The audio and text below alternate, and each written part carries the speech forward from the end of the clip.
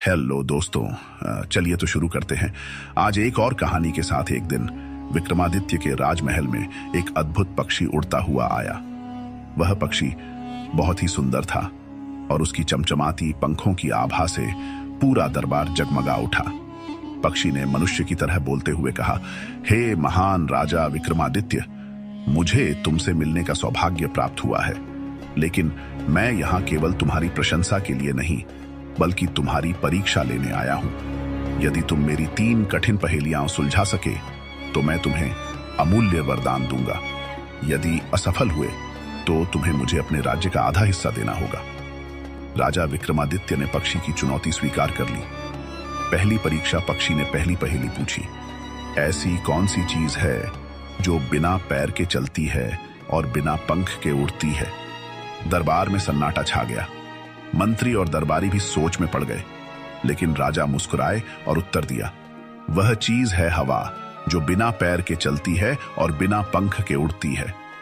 पक्षी ने प्रसन्न होकर कहा, तुमने सही उत्तर दिया राजा, लेकिन अगली परीक्षा और कठिन होगी। दूसरी परीक्षा पक्षी ने दूसरी पहेली पूछी, ऐसा कौन सा खजाना है जिसे खोने पर लोग दुखी होते हैं लेकिन जिसे बांटने पर लोग प्रसन्न होते हैं। इस बार भी दरबारियों के चेहरे पर असमंजस था। राजा ने कुछ क्षण सोचा और उत्तर दिया, ये खजाना जितना बांटा जाए लोगों में उतनी ही खुशी और एकता बढ़ती है। पक्षी ने राजा की बुद्धिमत्ता की सराहना की और कहा, तुमने फिर से सही उत्तर दिया। अब अंतिम परीक्षा तुम्हारे धैर्य और विवेक की होगी। तीसरी परीक्षा पक्षी ने कहा, अब तुम्हें अपने राज्य और अपनी प्रजा के प्रति अपने प्रेम की परीक्षा देनी होगी। देखो, मैं अभी तुम्हारी सबसे प्रिय वस्तु लेकर उड़ जाऊंगा। यदि तुम उसे पाने के लिए जल्दबाजी करोगे या मुझ पर क्रोधित होंगे तो तुम परीक्षा में असफल हो जाओगे, लेकिन यदि तुम धैर्यपूर्वक मेरी चाल को समझ सको तो मैं स्वयं तुम्हारी वस्तु लौटा दूंगा। इतना कहकर पक्षी ने राजा का मुकुट उठाया और उड़ गया। दरबार में हलचल मच गई। सभी दरबारी चिंतित थे कि राजा का मुकुट वापस कैसे लाया जाएगा, लेकिन राजा शांत और स्थिर बने रहे। उन्होंने पक्षी के पीछे जाने का आदेश नहीं दिया।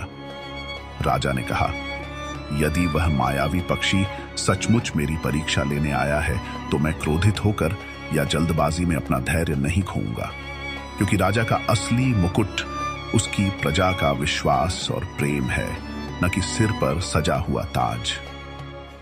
पक्षी कुछ देर बाद वापस आया और राजा के सामने मुकुट रख दिया।